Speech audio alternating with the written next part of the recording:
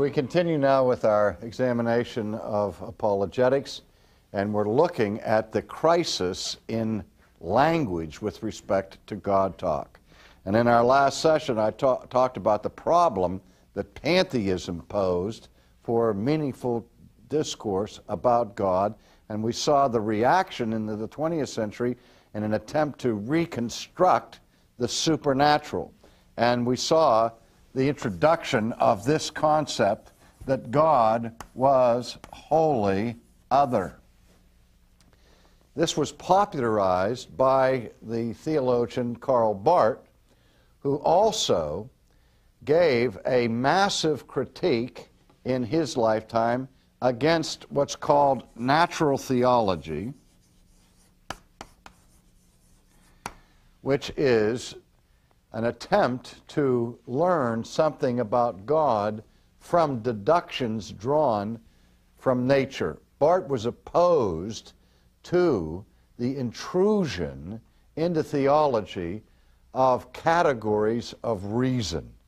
He's one who, as we mentioned before with respect to the law of non-contradiction, said that unless a Christian, or until a Christian, is able to affirm both poles of a contradiction, that person has not yet reached maturity. I would revise that and say when a person is able to affirm both poles of a contradiction, that person has finally reached insanity. But in any case, in his antipathy against reason and against natural theology, he also leveled a radical assault against a concept that was deeply rooted in Christian history, particularly as it was articulated by St. Thomas Aquinas, which concept is called the Analogia entis. Now, this Latin phrase, Analogia entis, is a technical term, but it's one that's critical for this whole discussion, because what it means is analogy of being. And Karl Barth attacked that, said that there is no analogy of being between God and man, because God is wholly other. He completely transcends us, so that he's totally different from us.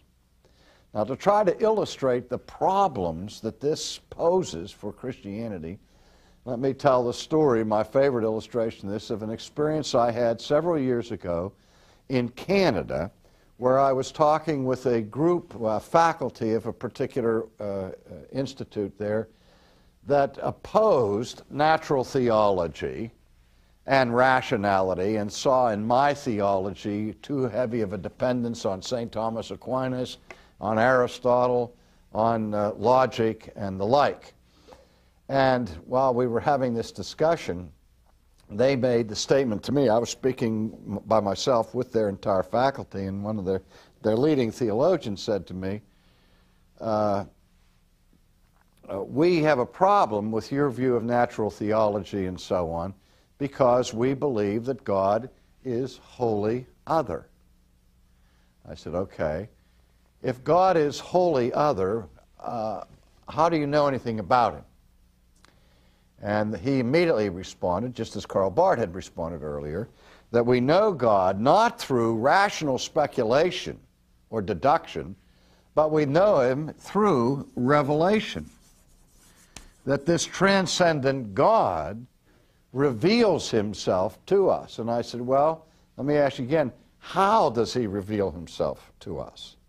And they responded by saying, well, he reveals himself to us through history, through the Bible, and preeminently through Christ. I said, I don't think that I'm getting through to you people. Maybe I'm just inarticulate and not framing the question the way I ought to. What I'm trying to get from you is how a being who is completely different from me, for whom there's no analogy of being between me and this being, how he can communicate anything to me about himself. How can he reveal anything through any means to us if there's absolutely no point of contact between us? If we are utterly dissimilar beings, what possible ground of communication could there be? And finally, the lights came on, and this theologian literally hit himself in the forehead like that and said, maybe I shouldn't have said that God is wholly other. I said, that's right, because as soon as you say that, you open the door to the skeptic who comes in and says to you that your language about God is meaningless. Because the philosopher understands the point I was just making to you, that if there is no similarity between God and man, then there's no common ground, no possible forum or avenue of communication. Let me try to explain that further. Let's get rid of that. Some of you saw the movie years ago with Paul, the race car driver, Paul Newman in it, called Cool Hand Luke, where Luke was the Christ figure in the film, by the way, somebody's creative imagination. But throughout the movie, they had problems with their being in the chain gang and so on, and more than once the statement was made, what we have here is a failure to communicate. And that became one of the key lines in that movie. Well, what is necessary for communication is some common ground for people to have discussions. If you go to a foreign land, if you go to Russia and you don't know anything about the Russian language and the person you meet over there doesn't know anything about the English language, you have a hard time communicating, particularly if they tie your hands and you can't draw pictures or anything. You listen to the words, and the words just sound like gibberish to you, and yet when two Russians talk with each other, they know exactly what each one is saying because they both speak the same language. Well, I say I speak the same language with you who are Americans, and that may or may not be true. You remember Winston Churchill's comment that the Americans and the British are two people separated by a common language. I like that line. But I talk to you and I say that this man here in the front row is sitting on a chair. And you, I think, have a pretty good understanding of what I mean by saying that he is sitting on a chair. Because you understand what the word chair refers to. Now, how do you understand the meaning of the word chair? I wonder how many thousands, maybe millions of chairs you've seen in your lifetime. And every time you've seen objects such as these chairs in this room, you register in your mind a relationship between this object and its function and that little English word, C-H-A-I-R. You develop an idea, as Plato regarded it, of chairness from all these experiences of particular chairs that you have. So that your understanding of the meaning of the word chair is based in the final analysis of your particular experience of chairs. Now, no two people in this room have had exactly the same personal experience with chairs. Your experience with chairs is different from mine. You're much younger than I am, and I assume that you've seen far less chairs than I have. You live in a different time where the styles of chair change from decade to decade. And there are chairs I'm familiar with from the 40s and 50s that you may not even recognize as chairs. And so we have a different background of experience of that word. So when I say chair, and you hear chair, you hear something different from what I'm saying. because your understanding of the word chair is derived from your personal experience of chairs. And my understanding of chairs is derived from my personal experience of chairs. And if those experiences are different, to the extent to which they are different, there's miscommunication or differing assumptions. However, our experience of chairs is so overwhelmingly similar that we are still, even though we don't have an exact one-to-one correspondence of experience with respect to the word chair, the similarities of our experience of chairs are so close to one another, so carefully approximate each other, that any difference in understanding of the meaning of the term chair is infinitesimal, and in this case, irrelevant. You know what I mean when I say chair. So that we can carry on a meaningful dialogue, and we can have a meaningful conversation where you basically understand what I'm saying and I understand what you're saying. Now, the other day I was talking at the conference about divine transcendence and immanence. And one of the people who's in this room right now, I'm not going to identify, thought that she heard me say something when I was talking about immanence. She thought she heard me say M&Ms, and that I was talking about the candy that melts in your mouth rather than your fingers. Why was that miscommunication possible? Because how many times had she ever heard the term eminence from a philosophical or theological perspective? Probably never before that day. She had no experience of that word, and her experience of it, the first time she heard it, was not all that dissimilar from mine. The first time I heard it, when I spit my soup out on a table. And I'd have been better off if I would have heard the professor say M&Ms than what I actually heard. And so when you get more esoteric words, stranger words, less frequently used terms, then that whole complex of familiarity begins to fall away, and then we have difficulty communicating, because you may not know what I'm talking about if I use technical terms that are not common everyday terms that everybody else uses. So we understand how language can fall down and break down when our familiarity with the words we're using with each other also breaks down. Now, what does that have to do with God and apologetics? Well, again, if God is completely different from us, then we have no common ground, a common familiarity, and anything that he says to us about himself has no relationship to us if he's totally different.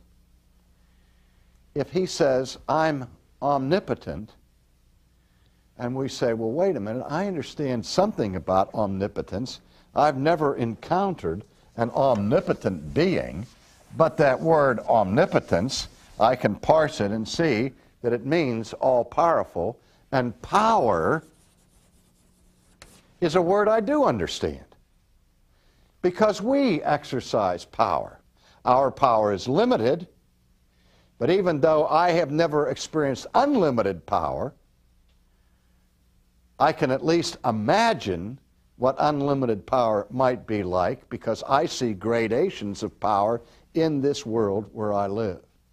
And so when God reveals to us that he is powerful, I have some concept of powerfulness, so that when he speaks to me and says that he's powerful, I have a point of contact with power.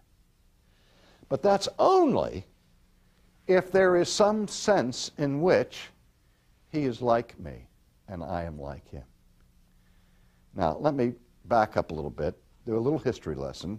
This issue of the meaningfulness and adequacy of human language to talk about a transcendent, holy God was not invented in the 20th century.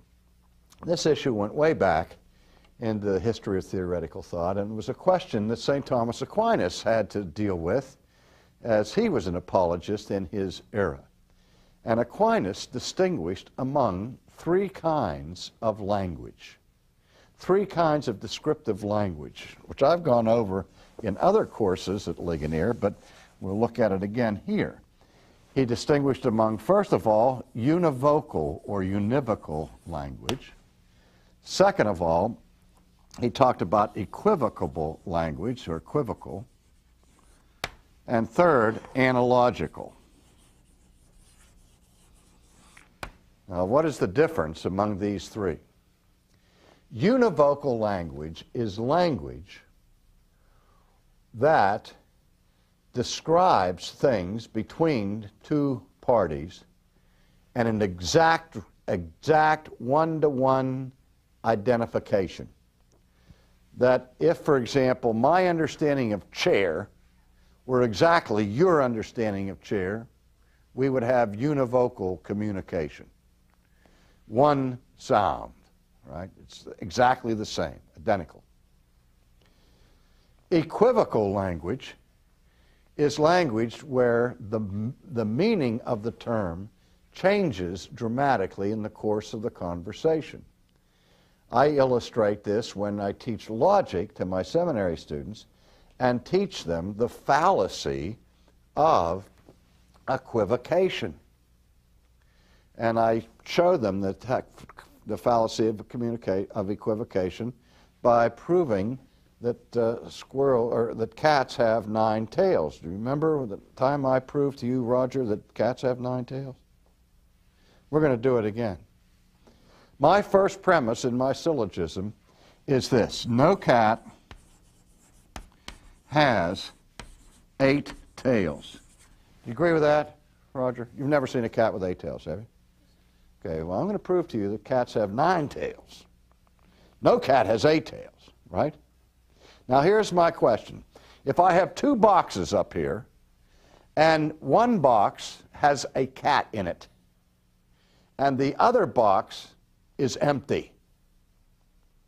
Got an empty box here and a box with a cat in it here. Now, I'm going to test your knowledge of arithmetic and mathematics. How many more cats are in this box, Roger, than are in this box? 1. Thank you very much. How many more cats' tails are in this box than in this box? 1. And how many cats are in this box? 0. I got no cat in this box and 1 cat in this box, right? So I have 1 more tail in this box than I have in this box. So I say here, 1 cat has 1 more tail than what? No cat. Now, this is just a simple matter of deduction. If no cat has 8 tails, and 1 cat has 1 more tail than no cat, then how many tails does 1 cat have? QED, right? 8 and 1 makes what? 9. So 1 cat, then the conclusion by resistless logic is that 1 cat has 9 tails. Now, I tricked you. And what was the trick? What happened in this line of reasoning? The meaning of this term, no cat, changes in the middle of the discussion. It means something completely different here than it means here, and that's called the fallacy of equivocation. I illustrate it this way. A man goes to a theater to hear a dramatic reading, and he comes back from the theater, and I say, how was the dramatic reading? And he says to me, it was a bald narrative. A bald narrative? You mean the speaker didn't have any hair in his head? No. That's not what you would understand him to mean. You would understand him to mean that there was something lacking, perhaps some expressiveness or some punch or elan in the reading. It didn't have any pizzazz. And so we say it was bald. That's called an equivocal use of the term bald, where normally when we use the term bald, we mean the absence of hair from the head. But then we stretch it out way away from its original meaning to apply it to a narrative, and here the meaning of the term changes dramatically. So, The difference between equivocal and equivocal is that univocal language has a very tight, close similarity of meaning, an exactitude. And equivocal language is where the meanings change radically from person to person. But Aquinas said there is a middle ground of language, which is analogical. And the definition of analogical is that the meaning of a term changes proportionately to the difference in the beings that are being described. Let me say it again, that the meaning of a term changes proportionately to the difference in the beings that are being described. Let me illustrate that. Do you have a dog? Do you have a dog? Who has a dog? Is your dog a good dog?